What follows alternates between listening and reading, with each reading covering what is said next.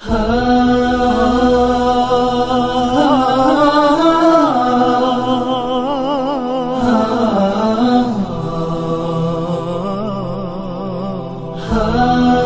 سيف، حضرتك كان لك رأي قلته في حلقة سابقة أنا متذكره جيدا. حضرتك قلت أنا قلت عليهم في وقت من الأوقات جيشنا العظيم الوطني عندما يحمي ولا يدير شؤون البلاد، قلت يصبحوا عسكر لو حكموا البلد. بالظبط. طيب السؤال بشكل مباشر لحضرتك النهارده وده مش الجيش اللي بقوله. أنا هسأل حضرتك أمرين. هو السؤال منقسم لجزئين. اولا نعم بصراحه وبشكل مباشر متوقعين نسمعه من حضرتك شأن كل اجاباتك دائما ابدا اللي بتكون واضحه وصريحه جدا لكل من يتابعنا. هل حضرتك ترى ان ما حدث انقلاب عسكري ام لا؟ الامر إذا رأيت انقلابا عسكريا لماذا رغم أن الجيش سلم البلد لسلطة هيشكل حكومة هيعلن عنها خلال ساعات إن شاء الله، وسلم البلاد لرئيس المحكمة الدستورية ولم يتولى القائد العام للقوات المسلحة حكم البلاد؟ شوف يا سيدي، أنا عاوز بس أؤكد من خلال شواهد معينة تدل على أن الجيش يحكم ويتحكم وليس فقط هو. ليه؟ لأنه أنا بتكلم هنا على مسألتين مهمتين جدا في علم السياسة حينما يتحدث عن الانقلاب الذي يتعلق بالانقلاب الخشن الصريح وبالانقلاب الناعم الالتفافي. إذن نحن أنا أظن يعني في هذا الإطار أننا أمام انقلاب ناعم التفافي بشكل من الأشكال.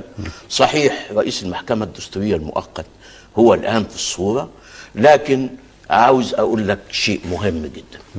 امبارح بعد ما حلف الرئيس المؤقت اليمين الدستورية توجه على فوري إلى وزارة الدفاع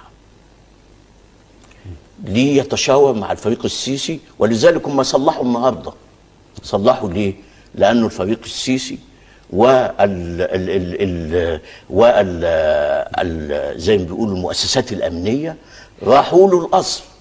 لكن امبارح هو راح وزارة الدفاع قعد 6 ساعات حتى يمكن أن يتفق ويأخذ التوجيهات اللازمة في تسيير. ده كان خبر معلن انه تم بهذا الشكل ولا اجتهادات حضرتك؟ لا خبر معلن.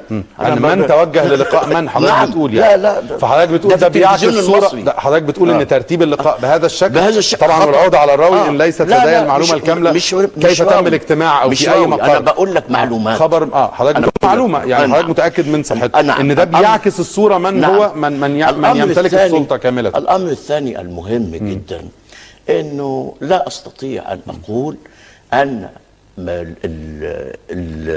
الاستاذ احمد المسلماني مثلا طلع وكلمنا على الاشياء، لكن الصحفيين للاسف ركزوا على موضوع البرادعي بس، لكن ما ركزوش على اجتماع الرئيس المؤقت مع القوى السياسيه، مع بعض هذه القوى السياسيه اللي كانت حاضره. وانا اعرف ان هذه ما حضر من حضر عند إلقاء الفريق أول السيسي عند إعلانه عزل مرسي. في هذا الإطار هو اللي حضر وأضيف إليه الدكتور عبد المنعم أبو الفتوح. إذن نحن أمام اجتماع مهم، أكيد أن كانت فيه مشاورات سياسية لا تتعلق فقط بالحكومة ولكن تتعلق بالطريق. لكن للأسف الشديد دايما الإعلام المصري يهتم بالأشخاص ولا يهتم بالموضوعات والقضايا. حضرتك متحفظ او معترض على ان يكون الفريق اول عبد الفتاح السيسي وزير الدفاع طرفا او لاعبا اساسيا في معادله تحديد مراحل الفتره او اوراق المرحله المقبله؟ حضرتك معترض على باليقين رؤيتك السياسيه ترى ان هذا خطأ باليقين. طيب واذا كنا في مرحله يعني هكمل لحضرتك سؤالي عفوا. اتفضل يا فندم. لو كنا في مرحله انتقالية قصيرة جدا يعني مرحلة تحضيرية لكيفية تسليم أوراق هذه المرحلة عفوا دكتور سيف إلى الرئيس المستشار عدلي منصور. طيب. وما زال يدخل في معادلة ترتيب الأوراق الفريق السيسي، أليس محتمل، أنا بطرح على حضرتك ولكن الحق في أن ترى الأمور كما شئت، أن يسلم الفريق السيسي كل الأوراق لإدارة هذه المرحلة على مدار أيام قليلة جدا للرئيس المؤقت المستشار عدلي منصور؟ أم هذا مستبعد؟ أم أنا حتى كمان أنا معترض على مسألة رئيس المحكمة الدستورية ومتحفظ. ليه يا دكتور سيف؟ أنا هقول لك بس هقول لك نكتة ظريفة جدا. المستشار عدلي منصور رئيس الجمهورية المؤقت يناشد المستشار عدلي منصور رئيس المحكمة الدستورية على أن يفرغ من قانون الانتخابات اللي عنده علشان يرجع هذا القانون للمستشار عدلي منصور علشان يصدر به مرسوم بقانون وفقا لأن السلطة التشريعية أصبحت في يده. هذا رئيس فرعون، ده رئيس فرعون. لو كنا بنتكلم لأنه سيملك سلطة إعلان دستوري.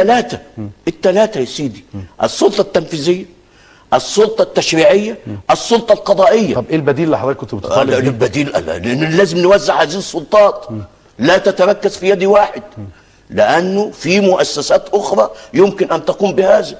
مجلس الدولة للفتوى والتشريع يقوم بالتشريع، مش عارف ايه. حضرتك عايز توزيع الاختصاصات التشريعيه والتنفيذيه، ولا تكون لكن مش واحد بيخاطب نفسه ما يخلصنا بقى ويصدر المرسوم بالتشريع وخلاص، لكن هيناشد نفسه وعلشان يرجعه لنفسه وبعدين يصدره بنفسه. ايه الكلام ده؟ طيب